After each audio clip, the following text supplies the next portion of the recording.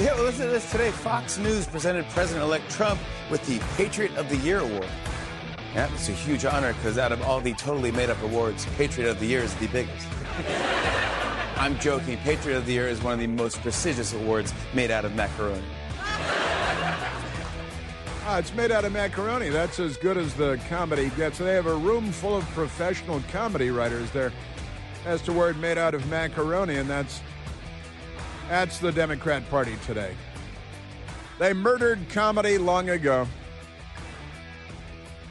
And now, Led Zeppelin.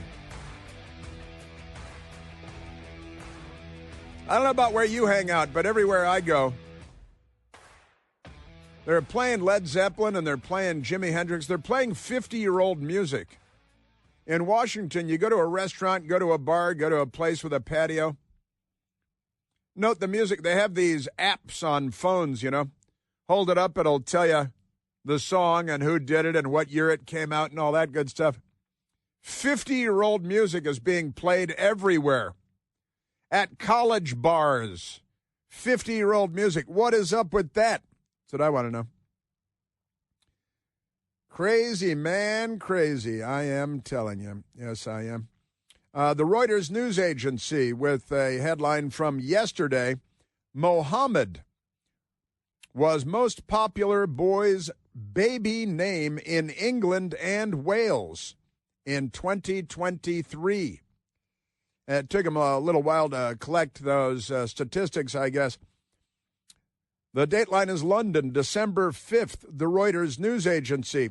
Mohammed was the most popular name given to baby boys in England and Wales in 2023, ousting Noah like the Ark, to take the top spot, official figures showed on Thursday. Mohammed has been among the 10 most popular names since 2016 and has been in second place. It was in 2022 in second place, but 2023, the most popular new baby name in England and Wales is Mohammed, according to the annual list produced by the Office of National Statistics. Oliver replaced George as the third most popular. That doesn't really matter, though.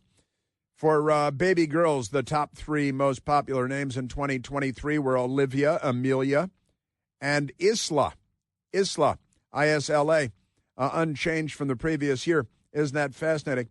So, Mohammed, there it is. You know, there are Islamists, radical jihadis, who have pounded the table with sabers and shouted, "We will replace you." See, it's the old replacement theory thing, but it's not a theory. They're bragging about it. And they said, "We will own England by our birth rate. Won't have to attack with swords and naval ships, but just sit there, wait a little while." And when Mohammed is the most popular name in Great Britain, in England and Wales at least, and this has been crawling up for years. I've paid attention to it. I've mentioned it before, mentioned it in the past, but there it is. It's official. It's official. There it is. And so many remarkable stories. And one of them, you know, the mad killer in New York, the CEO killer, the news media is attacking him. Oh, he was under investigation for insider trading. Yeah, so should Nancy Pelosi be, and Chuck Schumer, and every stinking member of the Democratic leadership on Capitol Hill. But never mind that. The police are still looking for the killer, and it turns out that he pulled his mask down at the hostel because the young woman behind the counter at the hostel on the Upper West Side of Manhattan, where he stayed while using a fake ID and a fake name. Police say that they have found that he did come from Atlanta, Georgia, to New York City by way of the Greyhound bus. Took the dog, riding the dog Greyhound bus from Atlanta to New York City, and then a hostel, which you usually hear referred to as a youth hostel. This guy appears to be in his 20s, appears to be a white male. Democrats, before they ever saw his face, they just saw him shoot somebody, and they all started yelling online, "He's hot." You couldn't see his hands. You couldn't see his eyes. You couldn't see anything. his face covered with a mask, a hoodie, concealing whether he even had hair or a shaved head. He had a parka-style coat and looked almost like ski pants of some kind, pulled out a gun, shot a man 3 times, and murdered him. And Democrats, men and women, by the way, were yelling, "He's hot," online because of their dementia. But police and FBI, maybe FBI will help them get away. We'll see. But they're looking for him, and I'm talking to I talk to people, it's what I do, a federal law enforcement friend who agrees with me also that this guy's not a professional killer. He said the guy isn't a pro, but just like everybody else who thinks they know what it takes to be a cop because they watch NYPD Blue, this guy's watched too many movies and thinks that he's a professional hitman of some kind. And my friend says, the New York State Police should be watching our northern border, New York, New Hampshire, Vermont, all of that stuff, because this guy may be fleeing to Canada. And Canada perhaps could have him. Yeah, what do you think? They might euthanize him. I don't know. It's not clear. But I definitely think we should be watching the northern border. He might be still in New York City. He might be looking forward to a gunfight where he would be the last casualty. And he may, and I was texting with my friend Jeff about this last night. My friend Jeff is like, I thought you were going down the wrong road here with the lefty killer and not a hitman. But my friend Jeff last night said, no, I think you're right. I think it's, not a professional hitman, which I said after watching the video right away, and did a lot of things wrong. And then you don't go to the Starbucks and buy stuff and leave it in the garbage can and all that. Apparently he paid cash at the Starbucks, though. Doesn't everybody in their 20s use cards for everything? And they have a lot of clues. They've got this from Georgia on Greyhound at the hostel on the Upper West Side of Manhattan, talking to a guy who knows him from the hostel, and I played a soundbite of him earlier.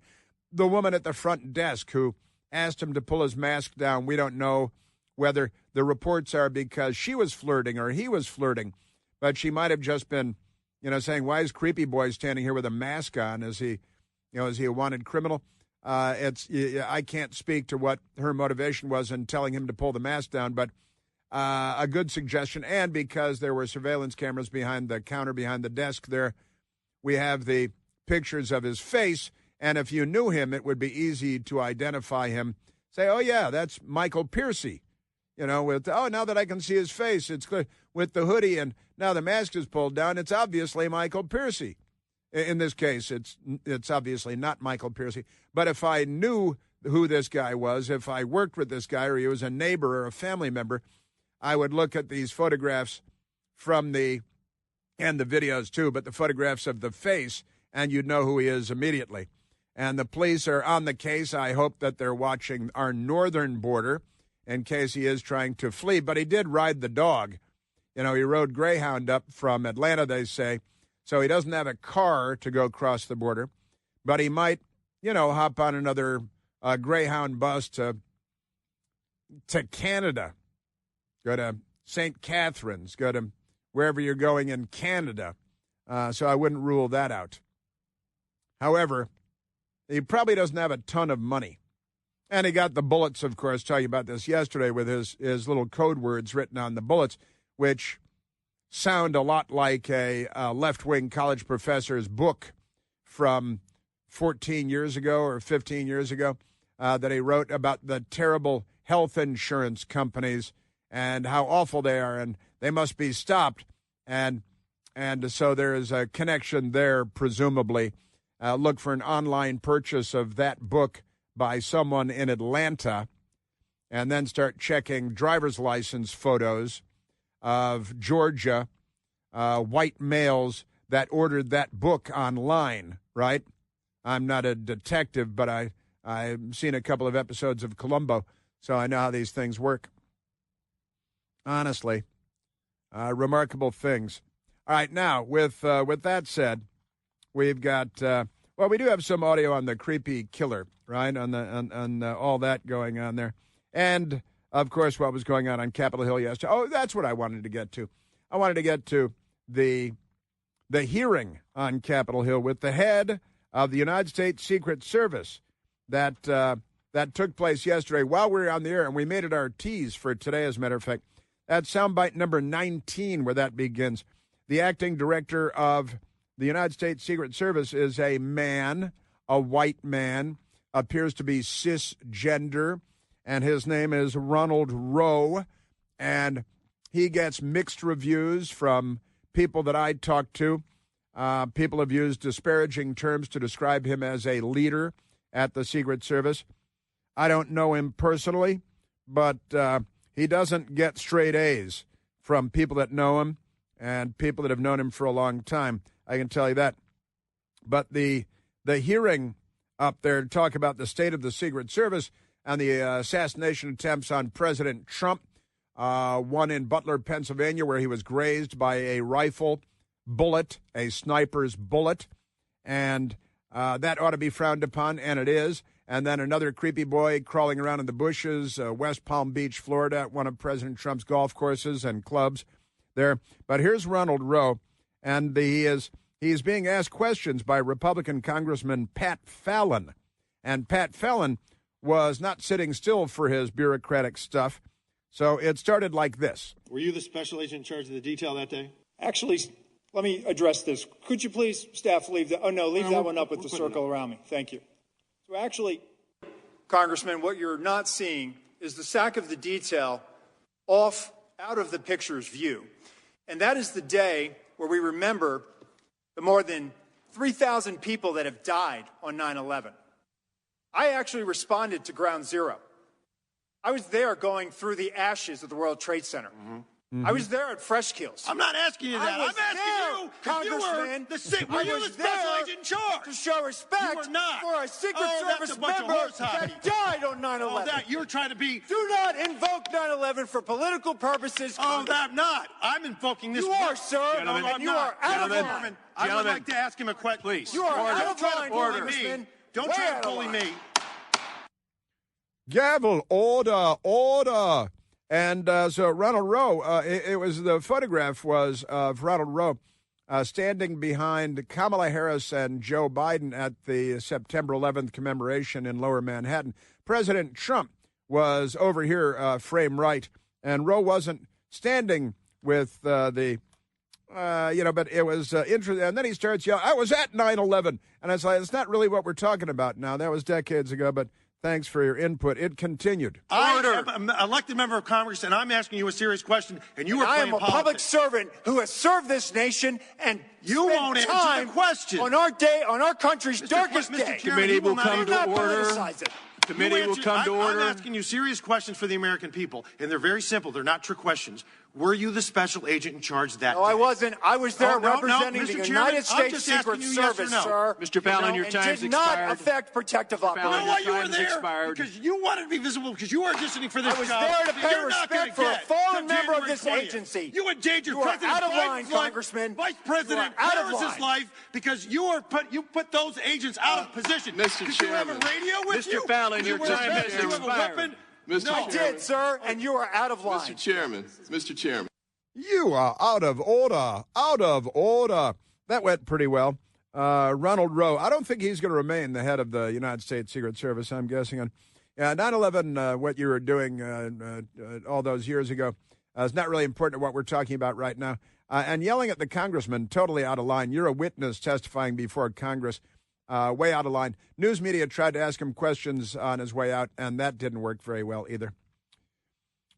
You know that nothing delivers comfort and joy quite like the unrivaled quality and delicious taste of Omaha Steaks.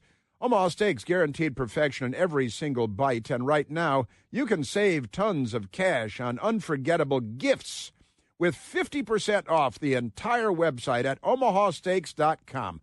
Plus, you score an extra $30 off with the promo code PLANT because you hang out with me. Growing up in Chicago, I always envied my neighbors. They got deliveries of Omaha Steaks. We never got them. But now I get Omaha Steaks delivered to my house. Good. From the legendary steaks to mouth-watering desserts and a whole lot more, you save 50% off the entire website for a limited time only at omahasteaks.com. Plus, because you hang out with me, you get another $30 off with the promo code PLANT. That's 50% off at OMAHA steaks.com, omahasteaks.com, and get another $30 off with the promo code PLANT because you know me. A minimum purchase may apply. Visit omahasteaks.com for details. Yes, sir. Yeah. And Fisher House Day. Day 2, day last on the Chris Plant Show. And more on Fisher House coming up. Chris here with a list of things that none of us should trust. The Washington Post, the New York Times, anything on CNN. Here's a list of things that I do trust. The Washington Times. Support real journalism for just $1 a week at washingtontimes.com/Chris. All right, we're back, and today is our last day to raise money for Fisher House and to contribute to Fisher House. You can do that by calling 888-294-8560. And I want to thank Nancy from Richardson, Virginia, who donated to Fisher House today. Her sons, 2 sons, both have been deployed. One son has deployed 10 times, 10 combat deployments, and Nancy from Richardsonville is donating today. Just a wonderful American family. And right now, let's go to Michelle Horn. Michelle Horn, the Vice President of Communications for the wonderful Fisher House Foundation. Michelle, thank you for being here. Hi, Chris. Thanks so much for having me today. You bet. Now, you're communications. You're also a career Army officer, and you've deployed all over the place yourself, haven't you? Yeah, I retired in 2019 and did a few deployments for sure. I was out in Iraq and Afghanistan, and really got to see why Fisher House is so important and what it really does for those that are deployed and those that have to come home early from injury and things like that for their families. And for you, Iraq, Afghanistan, you're at Kuwait when it was the place to be, and Kosovo, and great stuff, wonderful stuff. Now, what do the American people need to know about Fisher House that they don't currently know? Well, you all have been doing such a great job of talking about Fisher House today that I think your listeners have learned a lot. But I think what's so important to understand is that every family that walks through Fisher House doors is impacted and really has that burden relieved of the expensive cost of lodging, and it just makes the ability for them to help their loved one heal without worry, without focusing on other distractions. And that's what we want to do. We want to help those service members, veterans, and their families heal together. Extraordinary organization. Michelle Horn, thank you so much. Saluting you.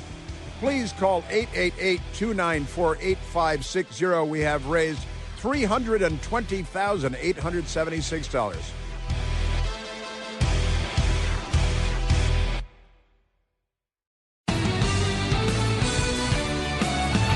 Yes, yesterday and today, our Fisher House fundraiser, $320,876 raised thanks to you, great Americans, by calling 888-294-8560 to give generously to the Fisher House Foundation. Wonderful family, wonderful organization, just great. Yes, sir. And again, a lot going on Capitol Hill. We had that fun hearing with the acting Secret Service chief, and that went well. I'm thinking Ronald Rowe may not remain as the chief of the United States Secret Service. His behavior was pretty wacky, I've got to say.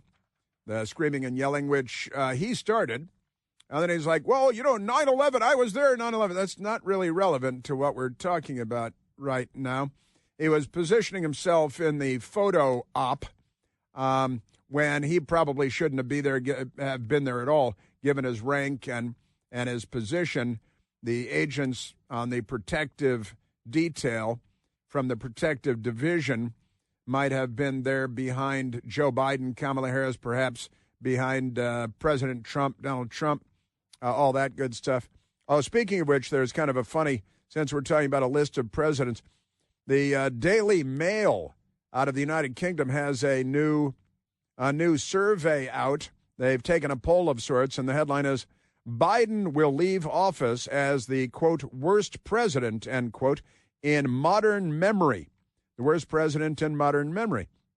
That's the Daily Mail story, and I think that's probably appropriate, wouldn't you say? Now, the bigger story here is Biden will leave office as worst president in modern history, according to voters in devastating poll. Devastating poll.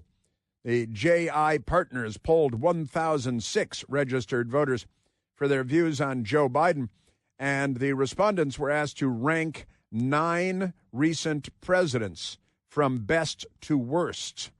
So voters have delivered a devastating verdict on Joe Biden's time in office, branding him the worst president in almost 50 years.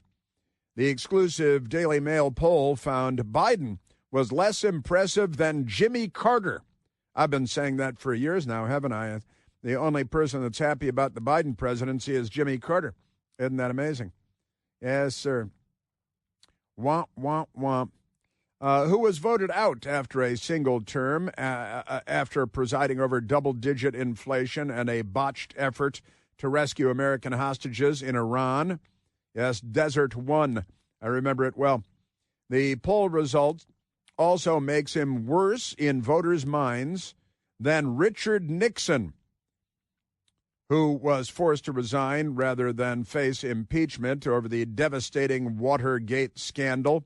Yeah, he got us out of the Vietnam War that the Democrats got us into, brought us past the years of assassinations and riots that the Democrats inflicted on us, from Martin Luther King and Bobby Kennedy, and the list goes on.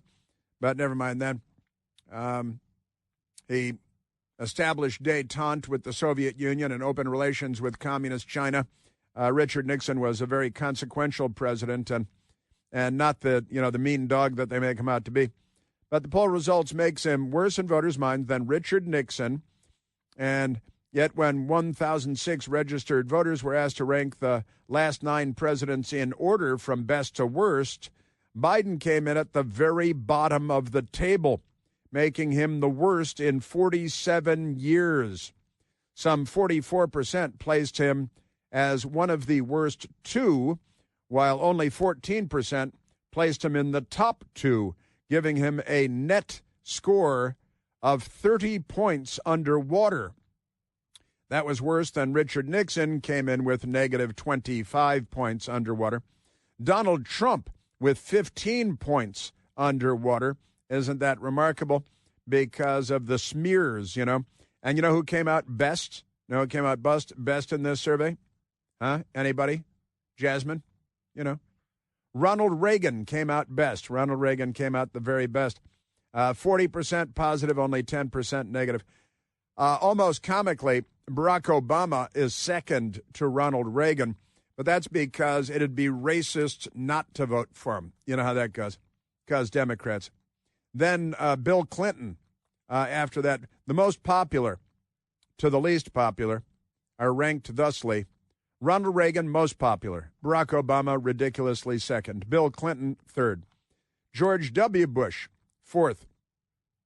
Jimmy Carter coming in after that. And then with worse numbers, George H.W. Bush, which is ridiculous. This says George H.W. Bush Sr., which is incorrect, but okay. Then Donald Trump, then Richard Nixon, and all the way at the bottom, Joe Biden. Joe Biden with the worst numbers, 44% negative for Joe Biden. Wah, wah, wah, and only 14% positive. Now, it should be noted that the negative also 45% negative for Donald Trump, but 30% positive. So he has much higher positive ratings than Joe Biden, and Joe Biden is last. He is the worst. And that's appropriate, I think, because he's a terrible president and awful president. He shouldn't have become president. That's part of what's going on there. Remarkable stuff. Yes, sir. So leave office, according to this poll anyway, is the least popular. And another funny story on CNN's poll numbers, their ratings numbers, rather, dropping like a rock again, still. This is why CNN's ratings are dropping. This is their journalism. Journalism deleted. Isn't that great? Because the Democrats over there, they've got people that call themselves journalists that aren't, like Haley Talbot at CNN, who tweeted out a picture of Elon Musk arriving on Capitol Hill with his little son, and he picked up his little son, put him on his shoulders, rushed in. The little kid, a boy, is a son, I guess I already said that, could, well, he used to be a Democrat, so. And he does have one kid that's gone tranny on him. I think he has produced 11 kids. One of them went tranny, I believe, for Elon Musk because of the Democrats. Elon Musk was a Democrat until quite recently. But Haley Talbot tweets out, Elon Musk is on the Hill today meeting with lawmakers about DOGE, the Department of Government Efficiency.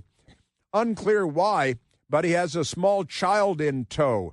That's his son, one of his, I believe, 10 remaining children. But at CNN, that's a complete mystery to all of them. Wah, wah, wah. She's not aware, and she couldn't check it out. I tell you, journalism is dead. It was murdered. Remarkable stuff. Womp womp. And we do have some on that, as a matter of fact, because where do those start? Because Elon Musk and Vivek Ramaswamy were on the Hill yesterday, and of course Elon Musk brought his young son with him, and the son was so engaged visually, and you could see he was looking and checking out the reporters and the row of cameras, and his eyes were moving from one person and one camera to the next. I was pretty impressed, I've got to say, with the focus that the kid brought. Now, number 11 is where it starts. Let's go to Vivek Ramaswamy, who was on the Hill yesterday, and he's one of the smartest guys in the world and one of the most successful people in the world. And then he's with Elon Musk, who is maybe the most successful person in the world. He's our own Leonardo da Vinci. And Howard Hughes rolled into one. Vivek Ramaswamy yesterday. And I want to emphasize the individual federal employees are mostly not bad people, actually, because most human beings are not bad people. To the contrary, most people who are federal employees are doing what they do because they believe they're serving their country, and I respect that. I'm hopeful it's going to be even good for many of the individuals who may make a transition from government service back to the private sector. Yeah, and honestly, and everything you said is true. I certainly know a lot of government employees and have over the years, and people typically work very hard, and they're stressed out, and they do a good job, and they're smart. That honestly is the case. It's the bureaucracy that kills everything. Now, Vivek Ramaswamy said what you just heard him say about people being nice people, and but transition back to the public sector, where a booming economy will allow them to prosper in the real world. A fake journalist at MSDNC. Are they going to sell MSDNC and spin it off, or are they not? Because, get rid of it now. Nicole Wallace used to pretend to be a Republican. Now she pretends to be a journalist. And she was on MSDNC yesterday, naturally attacking Vivek Ramaswamy. The United States federal government is our country's largest employer with more than 2 million workers. And what you just heard was one of the two men Donald Trump has tapped to run his newly created Department of Government Efficiency, or DOGE, wanting to significantly cut back and reduce that federal workforce. And why wouldn't you? Of course you'd want to reduce the silly pants, you ridiculous person. And here is Nicole Wallace. While the idea of improving a system that doesn't work or is wasteful is a good one, most people feel that it should not come at the cost of Americans' benefits or livelihoods. Yeah, okay. What are you talking about? We're talking about government that works well and isn't wasteful, right? But the assumption is going in that they're going to do it wrong. And that's because they're projecting again, because they would do it wrong.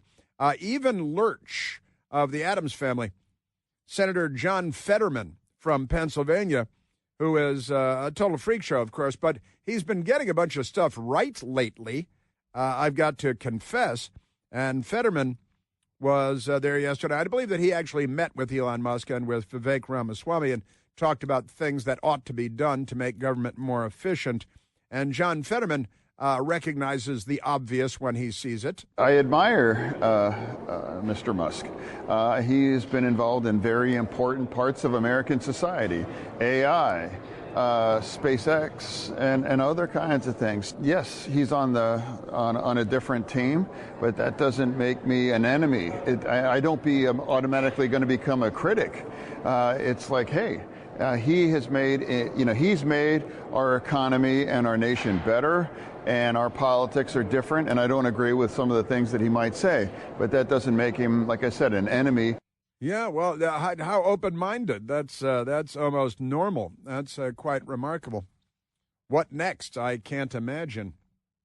Absolutely extraordinary. Good for him. I think that's fine and good. Yes, I do. President Trump received an award last night. The Fox News people having an event, the Patriot Awards last night. And I've got some audio that I hope to get to and plan to get to. We also have our good friends at Fisher House joining us today, and we are, as we do once a year and have for many years, raising money for the great Fisher House, the wonderful people at Fisher House, yesterday and today. And if you'd like to donate, contribute, miles or points or dollars, no amount is too small and no amount is too big. You can call 888-294-8560. 888-294-8560. And since yesterday morning, we here have raised $320,876. $320,876, and that is a good amount of money. And again, Fisher House with 99 Fisher Houses now, looking at their 100th Fisher House next, and that's going to be in Detroit, I believe, Detroit, as we like to call it. And we have one more guest from Fisher House coming up. Also, the New York Times, a little troll, left-wing radical extremist Paul Krugman, announcing that he's retiring as a columnist from the New York Times. I don't think anybody will notice, Paul. They gave him the Nobel Prize for economics because he wrote a bunch of hit pieces on George W. Bush. You know, Barack Obama got the Nobel Peace Prize. Then he attacked 8 countries as president of the United States. It's good to be a Democrat, isn't it?